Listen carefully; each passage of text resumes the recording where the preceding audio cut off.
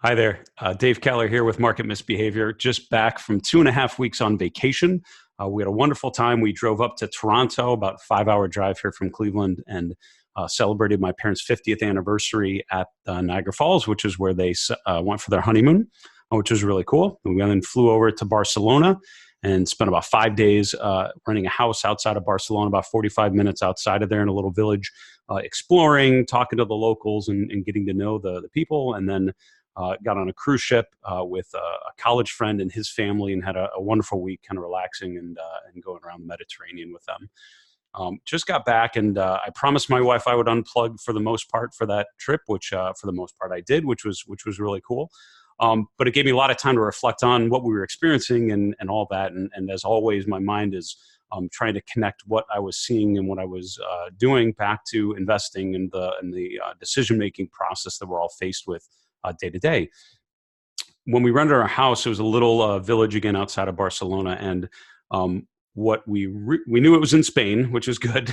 What we did not understand, it was in Catalonia, right, which is the area around Barcelona. We knew that they spoke Catalan, which we thought was just kind of a dialect of Spanish. So we figured broken Spanish that we knew would probably allow us to get around okay, and that worked in a lot of places, but not in a tiny village where they spoke primarily Catalan and not a language that we spoke. So it actually proved to be a much more significant language barrier than we realized. It's funny. We went into the market a couple doors down from the house we rented was their local market, and so we went in there a couple times a day buying bread and groceries, stuff to cook, and everything, which was really cool. The first time I went in there, I went to the back to the butcher and the bread and all of that bakery, and very quickly realized that none of them spoke English in the back. One of the women, they both spoke Catalan, and one of them spoke some Spanish. Now, you have to know, I've never taken Spanish in college or in school. I took French and then Latin. So any Spanish I knew was just from traveling around Latin America for work years ago, and just trying to piece things together and knowing, just enough to get around. So I ended up relying on my limited Spanish skills on a lot of times, and slowly learned Catalan to be able to say please and thank you and hello and goodbye and ask for things. But that first experience of being caught in a moment where you realize you couldn't communicate freely with the person next to you, it brought to mind for me the three universal languages. When I taught a course at Brandeis on technical analysis to the graduate students, I would always, the first class, sort of introduce the idea of universal languages.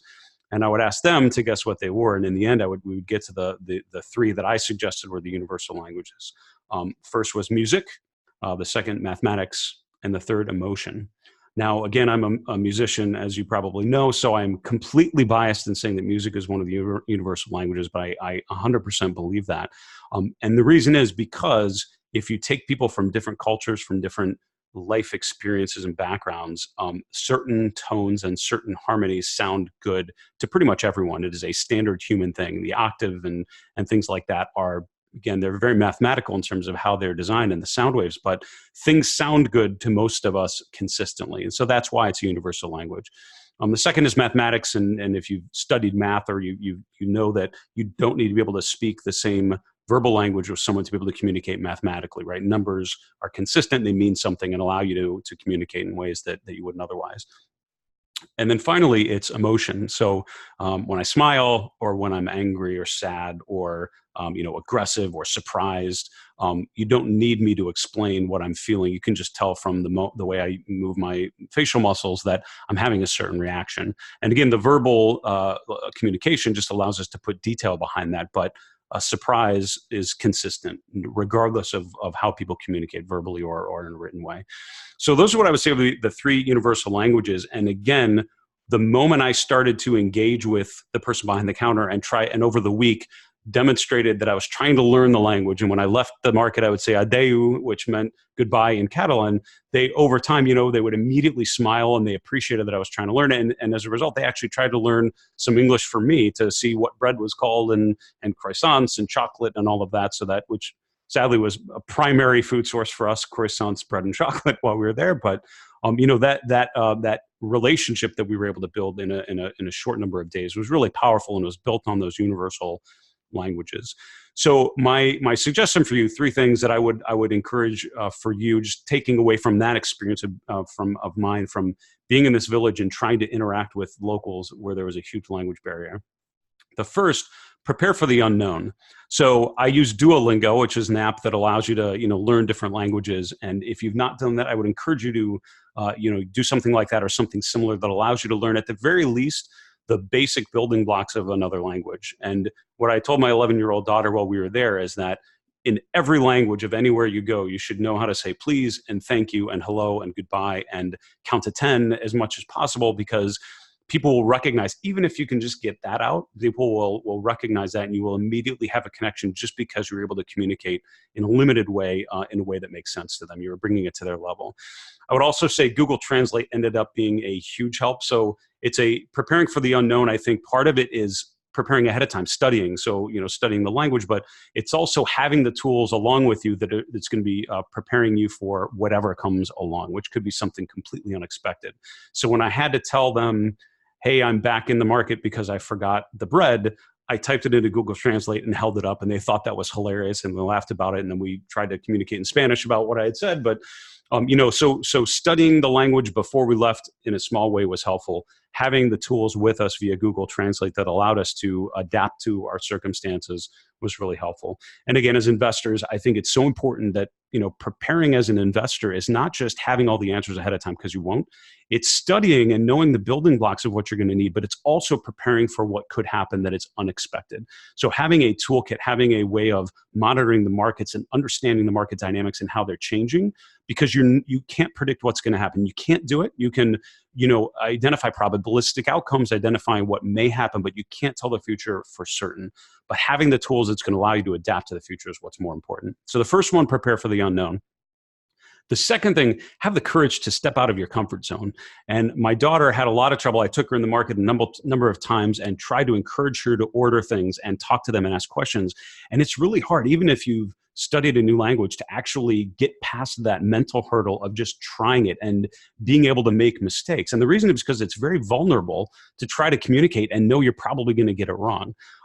But again, I pronounced things poorly at the beginning, and they would helpfully correct me, and we would laugh about it. And over time, it got easier and easier. But it started with me having the courage to step out of my comfort zone. And by the end of the week, I had my daughter able to communicate with them in some ways, which was really, really, really cool. So you just have to try things. And I think as investors, we don't serve ourselves very well if we stay focused on a limited worldview. If you put the blinders on and focus on a specific type of approach to investing, or a specific toolkit, and that's it, and you ignore all the possibilities that are around you, I think you're limiting yourself in terms of your upside as a person and also as an investor. So it's all about having the courage to step outside of your comfort zone, reading things that are unfamiliar, trying to learn concepts that are unfamiliar to you, and trying to have a broader worldview as a person and also as an investor. So the second one, have the courage to step out of your comfort zone. The third one is to focus on connecting with other people, connecting with others. At the bottom of my journal every day, I write always connect, among other things. And that comes from a quote, which for me means that I should always focus on building meaningful relationships and have meaningful interactions with other people. And that has served me so well in terms of getting to know people and learn more about their life experience, their work experience, their personal experiences, and how that frames out, how that creates the framework that they use to understand the world around them. So you have to make the effort to connect with other people. And again, it's very easy with all the information we have available to kind of sit in our cockpit, focus on our screen. For me, look at a ton of charts. And you probably could get by without talking to another person. I don't think that would be a very meaningful way of living. And so for me, it's about having a good routine, but it's also communicating with other people, connecting with them in a way that allows you to understand their routine and how it relates to your own, and find ways to improve it. And again, in terms of that connection, it's always about putting a good foot forward. And I would finish the thought with a quote from Maya Angelou, who once said, and I'm totally paraphrasing it, something like, people may not remember exactly what you say, but they will always remember how you made them feel. And by stepping out of your comfort zone, focusing on having a connection with other people, using that universal language of emotions, and having them see that you are making an effort with them, they will always remember the fact that you have done that, and it will make them feel pretty good right from the beginning. So my 3 hopes for you, based on my experiences outside of Barcelona in the last couple of weeks: number 1, prepare for the unknown. Have a good toolkit that you revise and build up over time. The second, have the courage to step out of your comfort zone. And third, focus on connecting with others and making meaningful connections with people around you. If this sort of thinking of investment process and decision making from a behavioral perspective is of interest to you, I hope you'll check out my other videos on the Market Misbehavior channel. Thanks so much.